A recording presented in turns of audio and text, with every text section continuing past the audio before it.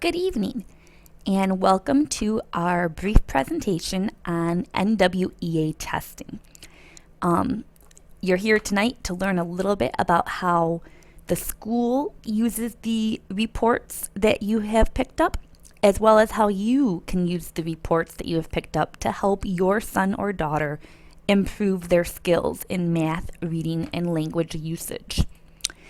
I want to go over really quick what NWEA testing is and why we're using it. The Northwest Evaluation Association Measures of Academic Progress is basically the long technical name for this test. And we gave the students 3 tests in September. A test in mathematics, a test in reading, and a test in language usage. These tests are adaptive and they are computerized, and so no 2 tests are ever alike. The computer has a logarithm to figure out what skills a child already has, and then the questions get personalized for that child depending on how they answer the different questions. How long do the tests take? They generally take about an hour per test. And so we tested kids throughout most of September and the first part of October. We tested students in mathematics during their math class for 1 hour. We tested children in language usage during their English class for 1 hour. And we tested students in reading during their social studies class for 1 hour. And then we did makeups and things like that. So the whole testing cycle took about 4 weeks or so to finish. We tested the kids in September. We will definitely test them again in late April, early May. And we may run a 3rd test in January. We're still working with our administrators and teachers to figure out if we want to do the mid-year test or not this year. How does the school use these test results? Basically, the school is going to use these test results in 2 main ways. One way is so that the teachers can go in and individually modify their classroom instruction for your son or daughter. The teachers have each individual student's report, just like you have if you picked it up from Mrs. Majewski or Mrs. Team when you checked in this evening. And the teachers also have an overall class report that shows them different groupings of students and what skills and things they have. One of the nice things for the teachers is that you can delve a little bit deeper into the reports, and depending on what a student's RIT score was, and I'll go over that in just a minute, it tells the teachers what standards the students have already mastered, what standards the students should be learning right now, and what standards need to be coming up in the future. And so this allows teachers to do some more appropriate grouping and teaching and instruction in the classroom. We are also going to use this data as one tool to help our students in scheduling their classes. If a student is interested in an honors class, perhaps, or if a student we think might need a little bit of support, we will use this MAP testing as one piece of data to take a look at helping kids choose better classes in the future. And so that's kind of the general overview on NWEA testing. Again, it's a computer adaptive test, which means that no 2 students ever take the same test. And when your son or daughter takes this test again, whether that's in January or in April or May, or both times, they won't take the same test. It's going to be a different test than the one they took in September. So next up, I want to take a quick look at your son or daughter's individual test results and explain to you how to read this report that you picked up this evening. You'll see, and I enlarged this a little bit, but you'll see that you have 3 test results. Results in mathematics, followed by results in reading, followed by results in language usage. The mathematics test, actually all of the tests, I'm going to make it just a little bit bigger, and we'll just look at math right now.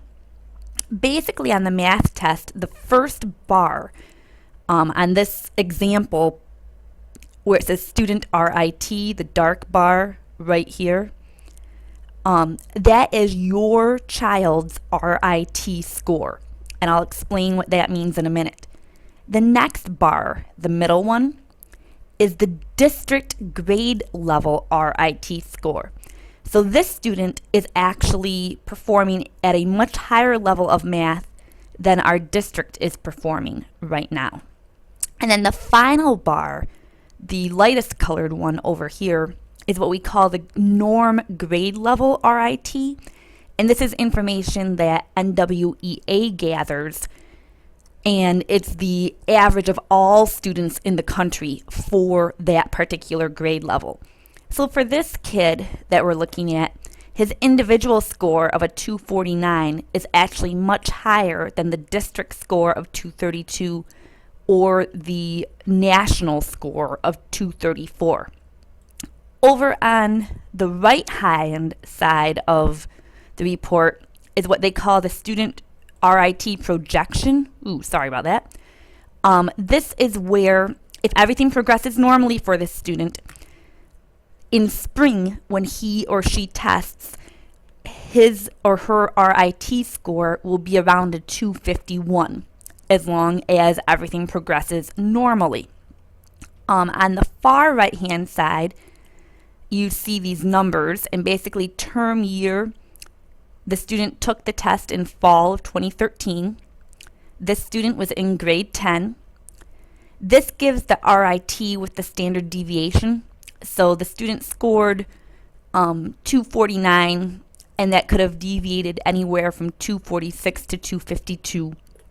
And then over on the right-hand side, we're not going to worry about the percentile range right now a whole lot. Basically what it means is that if the student were to take the test again within a few weeks, there would be a 79% chance that they would get the same score. For RIT growth and for growth projection, we don't have anything in those columns right now because this is the first time that we've gone through the testing. Once we've gone through this testing cycle a few times, you'll have some information to provide there. At the bottom of the score report for mathematics, it breaks it down into different areas of mathematics. So this student scored high in operations and algebraic thinking, high average in geometry, and high average in both real and complex number systems and statistics and probability. So it breaks it down a little bit more for you there. And then you can do the same thing in reading. You have the student score, the district score, the norm score for the nation, their projected score, and the different areas that they read in. And we're going to come back to that in just a second. You have the same thing for language usage. Now, the one interesting thing about the reading score is that it also gives you a lexile range. And basically, a lexile range is a number that projects whether or not a child will be able to read any certain piece of writing. And almost every book out there has a lexile range assigned to it. So I'm just going to take you back to another screen for a second. And on this screen, I just put up a lexile framework for reading, and it gives you some examples of books that, depending on the lexile range, a student might be capable of reading. This doesn't mean that the student would be interested in reading this book. It just means that their reading level is at the same level as the book. So, for example, a student in the 1300 lexile range could confidently read Little Women, but he or she might not be interested in reading Little Women. And you can actually go to www.lexile.com and plug in the name of almost any book and get information on if it's appropriate for your student based on their NWEA test results. So that's pretty nifty. So, as a parent, you obviously play a very important role. We provided you with the reports for your student, and I will definitely take questions after you're done watching this if you have further questions about how to read those reports and how to interpret them. You can also see either myself or Ms. Lepak for more information, at any time during the school year on how to help your students in various subject areas. And as a final thought, please always encourage your child to do his or her best on the tests and to ask his or her teacher for help.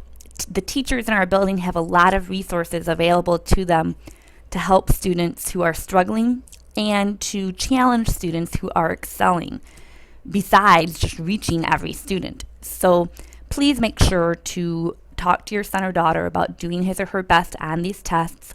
They are an important part of the data that we're collecting at Richmond now, and they tell a pretty good story of where your students are at. Thank you.